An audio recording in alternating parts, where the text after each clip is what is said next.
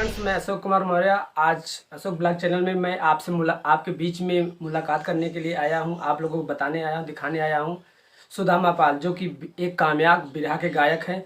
आज हम उनसे चर्चा करेंगे, उनके ज़िंदगी के बारे में जानेंगे। उन्होंने बिरहा की शुरुआत कब से किया और अब तक उन्होंने कितने साल से बिरहा गा रहे हैं, उनके बारे में जानेंगे। और आज हम उनसे कुछ कजरी सुनेंगे, कुछ निर्गुण सुनेंगे और कुछ गीत भी सुनेंगे।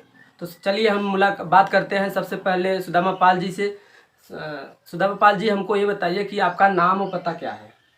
जी सर, हमारा नाम है सुदामा पाल, ग्राम है कारो बनकट, जिला जौनपुर। जी जी जी।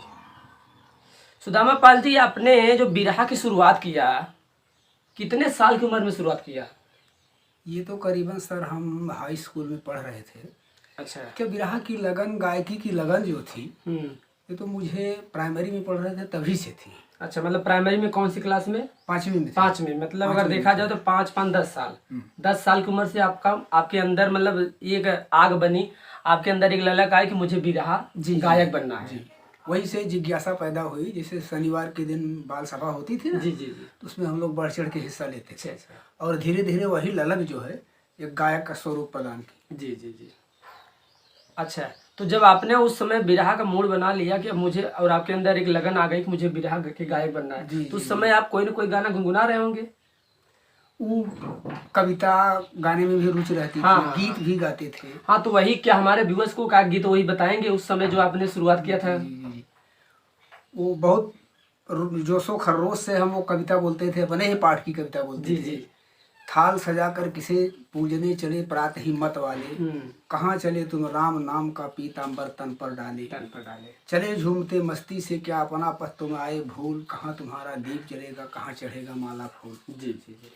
अगली पंक्ति है कि मुझे न जाना गंगा सागर, मुझे न रामेश्वर। हम लोग अपने लैंग्वेज में सर, अच्छा, मतलब बड़े जोशो खरोश भोजपुरी टाइप में इसको अपना गाते थे, विद्यालय में गाते थे। अच्छा, और अच्छा। गुरुजन वृंद जो थे वो बार बार इसको हर बाल दिवस के दिन, हाँ, बाल दिवस पे 26 जनवरी 15 अगस्त पर गाते थे, प्रोत्साहन करते थे। बना लेगा मुझे बिरहा गाना है। जी जी जी जी। तो क्या आपके गांव वाले, समाज वाले, घर वाले आपका विरोध कर रहे थे कि सपोर्ट कर रहे थे? नहीं, सपोर्ट कर रहे थे। अच्छा। मुख्य रूप से गार्जियन जो थे, हमारे पिताजी, हमारे चाचा जी, अच्छा, ये लोग थोड़ा विरोध किए कि अभी नाजुक उम्र है, पढ़ने लिखने की समय है, तब तक बिरहा गायकी कर रहे हो, अच्छी बात नहीं है। लेकिन हमें तो ललक लगी थी, शिक्षा के साथ साथ इधर भी ध्यान था। अच्छा। और गांव के लोग तो सपोर्ट करते थे, समाज के लोग भी सपोर्ट करते थे। मतलब गांव के लोग, बाहरी लोग सपोर्ट करते थे, आपका विरोध करने वाले आपके घर वाले थे कि शिक्षा पर असर पड़ेगा। हाँ जी जी। अच्छा, तो क्या आपने उनकी बात मान ली कि घर वालों की जो विरोध कर रहे थे कि नहीं? नहीं, हमारे अंदर तो कुछ और जुनून था। हाँ। तो किसी की बात मानने का प्रश्न ही नहीं उठता, क्योंकि वो कदम बढ़ चुका था आगे, हम इंटरेस्टेड थे उसमें। अच्छा। जब आपने बिरहा गाना शुरू किया जी, तो आपकी उस समय शादी हो गई थी? शादी अच्छा, हमारी हुई है, मान कर चलिए कि 3-4 साल के बाद। 3-4 साल के बाद। यानी अगला चीज हमारे व्यूअर्स से बात और जानना चाहते हैं, आपने कितने उम्र में बिरहा शुरू किया, तक आपकी उम्र कितनी हो चुकी है? दरअसल में इस समय हमारी उम्र हो गई है 52-53। 53 साल। और आपने बिरहा किस साल में शुरू किया, कितनी उम्र में? बिरहा वही स्टेज शो, हम मान करके चलिए कि हाई स्कूल में जब एडमिशन लिए थे, तो हम स्टेज शो करना शुरू कर दिए। लगभग कितना, 15-16 साल?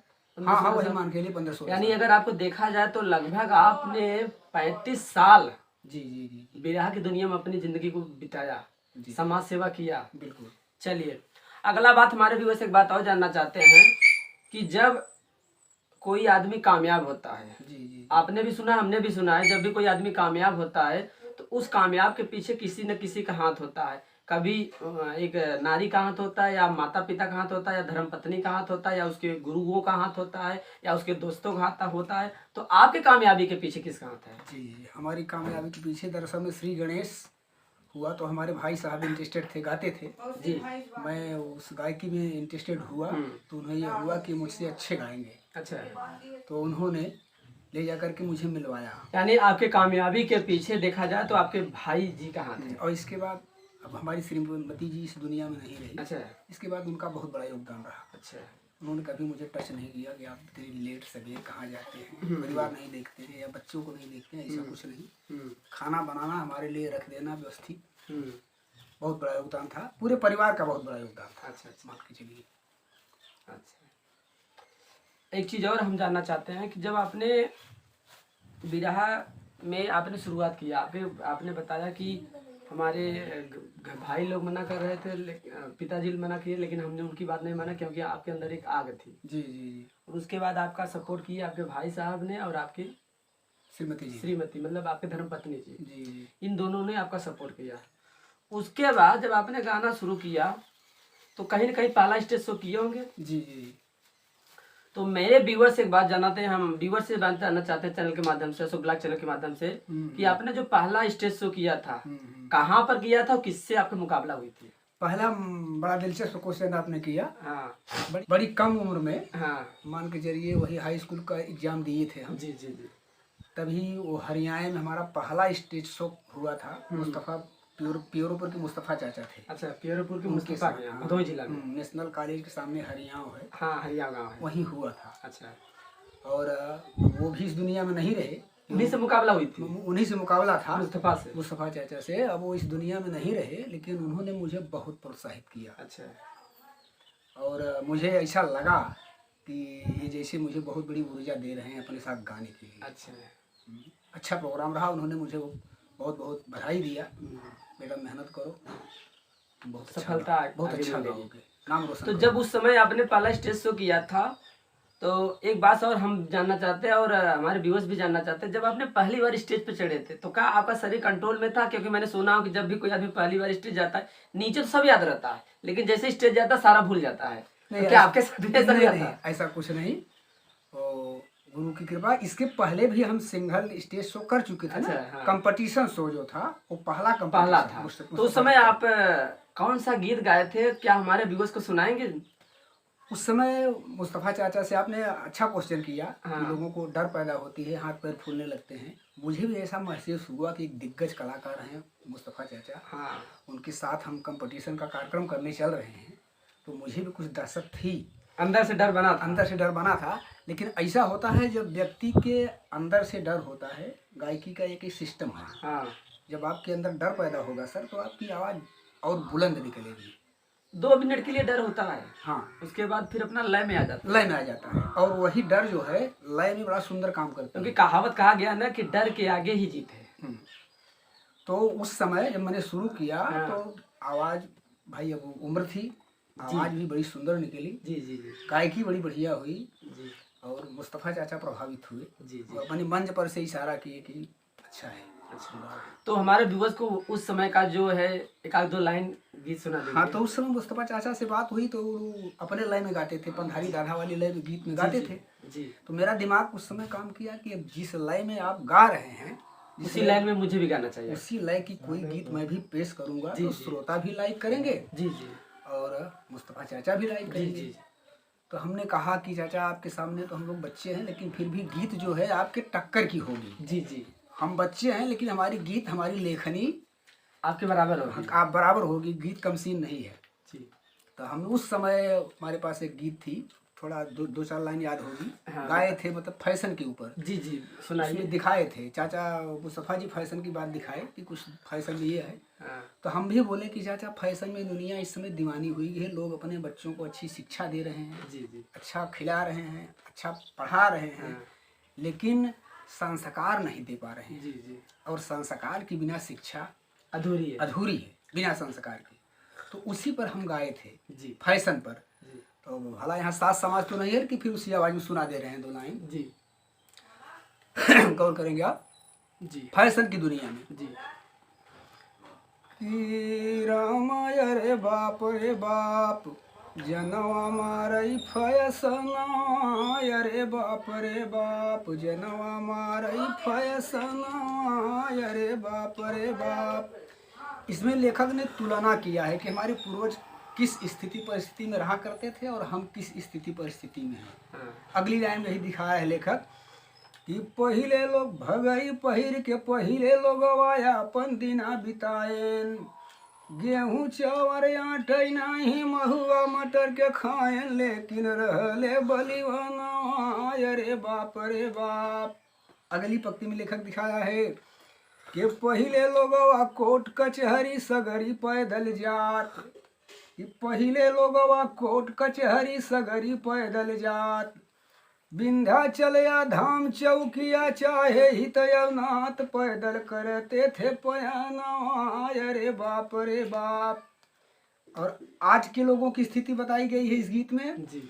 कि अब त जाए मोटरसाइकिल से कहें कि लगल थकाई, हकीकत भी है, सच्चाई यही है। अब त जाए मोटरसाइकिल से कहें कि लगल थकाई, सुबह 9 बजे सोई के जागई ले खूब गड़ाई, कहें कि दुख सारा तना, अरे बाप रे बाप। बड़े प्रभावित हुए मुस्तफा चाचा। इसके बाद हमने अगली पंक्ति में दिखाया जी जी कि पहले मर्द परदेश है नारी न करें सिंगार। जी। पहले की बात, स्त्रियां जब परदेश रहती थी तो पत्नियां सादे वेशभूषा में अपना जीवन बिताती थी। जी हाँ। कि पहले पति परदेश रहे नारी न करें सिंगार, वेद शास्त्र भी है बतावे जाने ला संसार, पति के पूजली चरण, अरे बाप रे बाप।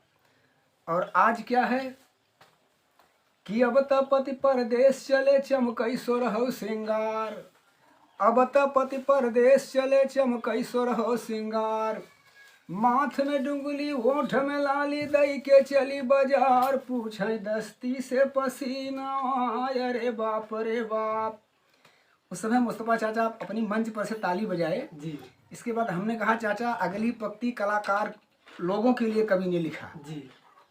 क्या लिखा कि पहले मर्द गावत रहले छुट्टा दुई फुल्ली बिरहा, ये ढोल हारमोनिया ये ताम झाम नहीं था पहले, केवल ऐसे 2 फुल्ली बिरहा कान में अंगुरी डाल करके लोग गाते थे बिना माइक के, बहुत अच्छी आवाज में गाते थे। 3 किलोमीटर दूरी तक सुनाती थी रात में आवाज। हाँ। उसी को लेखक ने दर्शाया है कि पहले मर्द गावत रहले छुट्टा दुई फुल्ली बिरहा, अब प्रोग्राम से पहले जाके बनवाई मूर्ति रहा, बिरहा गावली जनाना, अरे बाप रे बाप। हम कहा चाचा कलाकार प्रोग्राम लिखाई ली कहीं आज प्रोग्राम हो। हाँ। और जितना ठीका पर को बार कहीं ना पाए, सब ठीका ले चला सब ठीका पर ले चला गए वहाँ। और जब वहाँ मंच पर जब पहुँची तब गई है खा होश तो है ही ना बेहोशी में कहा गई। इसी का नतीजा है कि महिला बिरहा जगत में आगे जा रही है, आगे जा रही हैं, आई हैं। हाँ जी जी एकदम बात। ये रही उस समय पहले मुस्तफा चाचा की पहली मुलाकात में हमारी गीत थी। बड़ा सम्मान दिए, बड़ा दुलार प्यार दिए।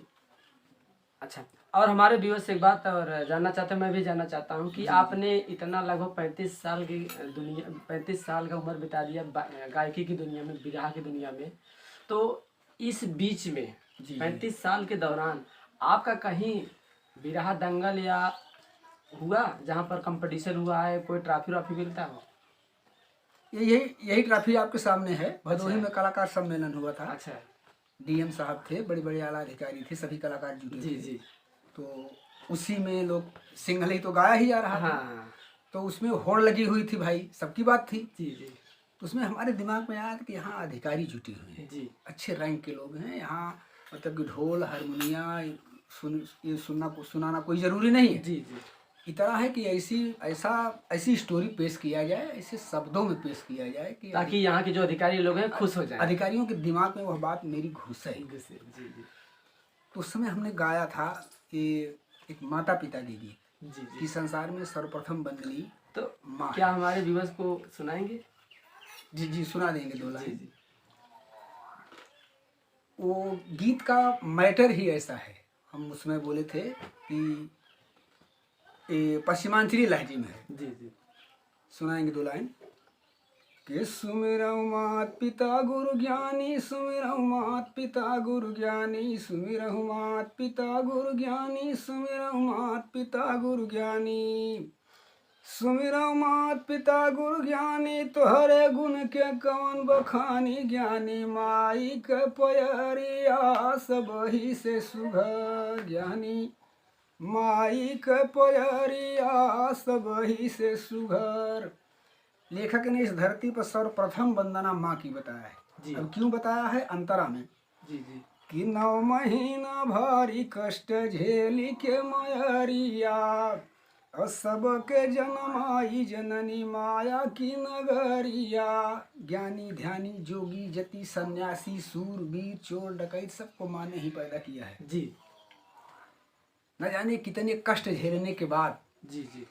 इसलिए कि कठिन कि 9 महीना भारी कष्ट झेली के मयरिया। सबको जन्माई जननी माया की नगरिया। जननी खुद गीले में सोई, जननी खुद गीले में सोई, जननी खुद गीले में सोई, हमके झूरे रखली गोई। जग में माई कया चरिया सबही से सुघर। इसलिए माँ सर्वप्रथम वंदनीय है जी। इसके बाद पिता का नंबर आता है। पिताजी की बड़ी अहम भूमिका है हमको आपको पालने पोसने में, पढ़ाने लिखाने में। जी। तो कितने ढंग से कवि ने इसको दर्शाया है कि हर पिता की यह इच्छा होती है कि मेरा बच्चा कितना सुंदर पढ़े, कितना सुंदर पहने, मैं भले फटा बस में पहन लूँ। हर पिता की हाँ ये तो होता है, वो अपना पेट काट के बच्चे को अच्छे कपड़े बनाते, अच्छे स्कूल पढ़ाते लिखाते। माँ ये हर पिता की सोच होती है। इसलिए पिता की तरफ लेखक ने लिखा कि कठिन परिश्रम सही के बाबू काटे अपन दीनवा। और हम के सजाए उनके तन फटा बसनवा। बाप स्वयं फटा वस्त्र पहन लेता है लेकिन अपने बच्चे को सजा के रखता है। इसीलिए लेखक ने लिखा जी जी कि कठिन परिश्रम सही के बाबू काटे अपन दीनवा। हम के सजाए उनके तन फटा बसनवा। बाबू के सर बड़ा झमेला, बाबू के सर बड़ा झमेला, बाबू के सर बड़ा झमेला। फिर भी हम देखावे मेला, धई के डोलावे अंगूरिया सबही से सुघर। फटा वस्त्र पहन करके स्वयं मेले में पिता अपनी संतान को अंगुली पकड़ा कर घुमाते हैं, मेला में घुमाते हैं, अच्छा कपड़ा पहना करके। जी जी। ये रही गीत ऐसी। अच्छा, तो 2 ही लाइन तो बोले थे वहाँ, आप 2 लाइन यहाँ भी, अगली पंक्ति याद नहीं आ रही है। इतना ही बोले थे। मतलब ये माता पिता का आशीर्वाद, गुरुजनों का आशीर्वाद, समाज का आशीर्वाद, डीएम साहब ने हाथ उठाया। अच्छा, बड़ी संतुष्टि हुई सर उस समय। श्यामधर भाई भी थे जी। अब एक चीज हमारे व्यूअर्स समझ जानना चाहते हैं कि जब आपने इतना 35 साल करियर विराग की दुनिया में बिताया, कभी ऐसी सिचुएशन, कभी ऐसी परिस्थिति आई कि कोई परेशानी या कोई दिक्कत की वजह से आपके मन में ख्याल आया, मूड बना लिया कि अब बहुत हो गया, विराग नहीं गाना, ऐसी कभी सिचुएशन आपकी जिंदगी में आई? आया था सर, ऐसा कोई मूड आया था जिसमें उसमें कारण कोई नहीं था। हमारे बच्चे ने, हमारा परिवार, दरअसल में उस समय हम विक्षिप्त हो गए थे जब मैं श्रीमती के साथ छोड़ दिया। उसी में डिस्टर्ब हो गए थे आप? तो उसी में मुझे लगा कि अब मुझे विराग नहीं गाना चाहिए, मतलब कि अब अच्छी बात नहीं है, शोभा नहीं देगा। लेकिन उस समय हमारी डूबती हुई नैया के पतवार हो गए। हमारे कवि हैं मूलचंद पटेल जी, बाबतपुर मंगारी जी जी। उनसे चर्चा हुई तो हमने कहा कवि जी अब तो हमारी इच्छा गाने की नहीं होती। जी जी। और आप हैं हमारे शुरुआत से ही शागिर्द, आप छविनाथ गौड़ जी, इनसे भी बात हुई तो इन्होंने मुझे डांटा। और आप भी थे, कवि जी भी थे जी। और इन्होंने कहा, छविनाथ जी ने कवि जी से कहा कि जरा इनको संभालिए, समझाइए। कवि जी ने कहा कि सुदामा एक काम करो, बिरहा छोड़ना मत, क्योंकि यही आपकी पहचान है। राइट, यह आपकी पहचान है और अब जो है यही आपकी जिंदगी है। पहचान और जिंदगी दोनों यही है। यदि अब आप बिरहा छोड़ते तो आप मार्केट में कोई जानेगा नहीं, लुप्त हो जाएंगे और कूक मंडूक हो जाएंगे। हाँ। एक जगह आप बैठे रहेंगे और वही बात सोचते रहेंगे कि काश अगर मैंने नहीं छोड़ा होता तो आज जो लोग घूम गा रहे हैं मैं भी उसी तरह चमकता रहता। एक पछतावा भी होता है ना पिछली बात के बारे में, जो श्रीमती जी से विछड़न हुआ। हाँ, तो टेंशन में रहता है, अकेले रहते तो हमेशा उन्हीं पर दिमाग जाता और आप और डिस्टर्ब हो जाते। और वैसे रहेंगे आप, गाते रहेंगे, लोगों से मुलाकात होती रहेगी, कलाकारों से मुलाकात हुई तो हाँ, मन बहला रहेगा और आप लिखते रहेंगे। जी जी। तो उस समय तो हमें अच्छा नहीं लगा सर जी, लेकिन बाद में मुझे हुआ कि गुरुजी हमारे एहसास हुआ कि हमारे नाव के पतवार बने। हमारे शागिर्द आप छविनाथ जी भी, जी जी, इन्होंने भी एक ठीक है सर, बढ़िया है। तब उसी से फिर आपने मूड बना लिया कि अब मैं पूरी जिंदगी भर, जी जी जी, जब तक सांस चलेगी तब तक बिरहा गाऊंगा, जब तक मेरा आवाज गला साथ दे रहा है, सरस्वती साथ दे रही है। और अब तो सर अच्छा है, अच्छा विकास हुआ, शिष्य हैं कई, अच्छा अच्छा गा रहे हैं। जी जी। तो मैं एक चीज़ हमारे व्यूअर्स को जानना, मैं भी सुना हूँ कई जगह पर कि आप बिरहा की दुनिया में अपने कई शिष्य निकाले हैं। जी जी। लगभग कितने शिष्य आपने निकाल दिए हैं बिरहा को? गा रहे हैं लगभग 7-8 शिष्य गा रहे हैं। 7-8 शिष्य मार्केट में चल रहे हैं, चल रहे हैं, गा रहे हैं, अच्छे प्रोग्रेस कर हाँ रहे हैं। हाँ गा रहे हैं। अच्छा, चलिए बहुत अच्छी बात है आपसे मुलाकात करके। दोस्तों आपने मुलाकात किया आज सुदामा पाल जी से, जिन्होंने 35 साल का करियर अपनी बिरहा की गायकी में लगा दिया, और कभी ऐसी सिचुएशन आई कि इन डिस्टर्ब हुए, लेकिन इनके जो कवि जी थे इनका साथ संभाले और इनको प्रोत्साहन दिए कि नहीं बिरहा नहीं छोड़ना है, और जिसकी वजह से आज ये बिरहा की दुनिया में आज भी टिके हुए हैं, खड़े हुए हैं। और इन्होंने 35 साल के दौर में कई कलाकार, कई बिरहा के कलाकार को बनाए, जैसे लगभग 6-7 लोगों को बिरहा कलाकार बनाए, जो आज के डेट में स्टेज शो कहीं न कहीं कर रहे हैं, अच्छा पैसा कमा रहे हैं और स्टेज शो कर रहे हैं, और उनका भी मार्केट में नाम सम्मान है। तो जैसे दोस्तों ऐसे ही आप इस अशोक ब्लॉग चैनल के माध्यम से अलग अलग बिरहा कलाकारों से मुलाकात होती रहेगी। अगर आप इस चैनल को सब्सक्राइब नहीं किए हैं तो सब्सक्राइब कर लीजिए, बेल आइकन की घंटी दबाइए, कमेंट करिए, शेयर करिए। तब तक के लिए धन्यवाद। थैंक यू दोस्तों, थैंक यू। चलिए सर, थैंक यू।